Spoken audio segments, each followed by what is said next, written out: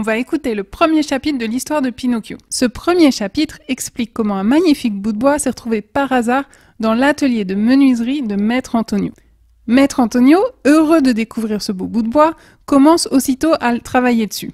Mais à chaque fois qu'il touche le bout de bois, il entend une petite voix et ne comprend pas du tout d'où elle vient. Surtout, s'il y a des mots que tu comprends pas, faut pas t'inquiéter. Moi, quand je lis des contes en anglais, ça m'arrive de pas nécessairement comprendre tel ou tel mot. Parce que c'est pas du tout des termes dont j'ai besoin dans ma vie de tous les jours. Et pourtant, ça fait plus de 10 ans que je travaille et que je vis à l'étranger. L'essentiel, c'est surtout que tu t'habitues à l'accent américain et que tu puisses comprendre au moins 80% de ce que tu entends ou tu lis au quotidien. Allez, ça y est, je te laisse tranquille. C'est parti pour le premier chapitre de Pinocchio. Centuries ago there lived a king, my little readers will say immediately. No, children, you are mistaken. Once upon a time there was a piece of wood. It was not an expensive piece of wood, far from it. Just a common block of firewood, one of those thick solid logs that are put on the fire in winter to make cold rooms cozy and warm. I do not know how this really happened, yet the fact remains that one fine day, this piece of wood found itself in the shop of an old carpenter. His real name was Mastro Antonio, but everyone called him Mastro Cherry, for the tip of his nose was so round and red and shiny that it looked like a ripe cherry. As soon as he saw that piece of wood, Mastro Cherry was filled with joy. Rubbing his hands together happily, he mumbled half to himself, "This has come in the nick of time. I shall use it to make the leg of a table." He grasped the hatchet quickly to peel off the bark and shape the wood. But as he was about to give it the first blow, he stood still with arm uplifted, for he had heard a wee little voice say in a beseeching tone, "Please be careful. Do not hit me so hard." What a look of surprise shone on Mastro Cherry's face! His funny face became still funnier.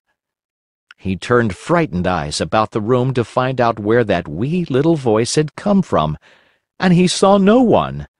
He looked under the bench. No one. He peeped inside the closet. No one.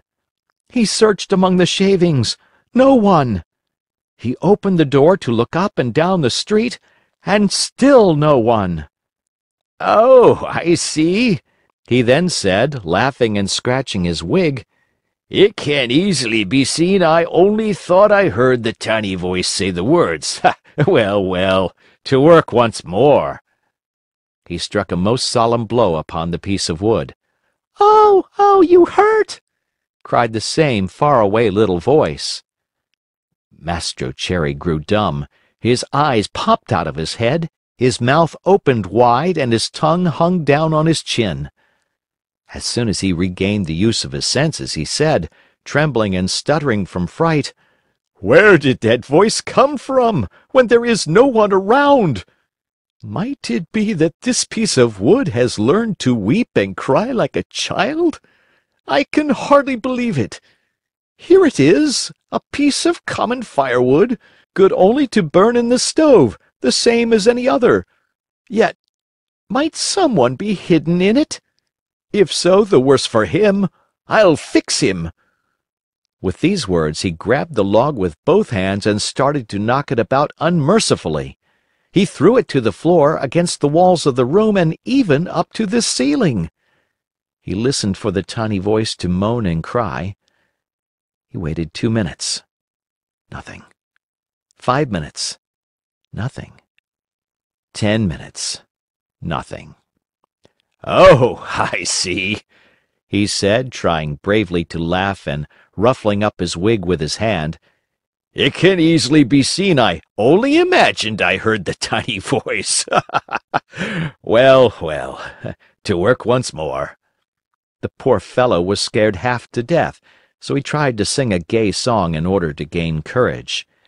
He set aside the hatchet and picked up the plane to make the wood smooth and even, but as he drew it to and fro, he heard the same tiny voice.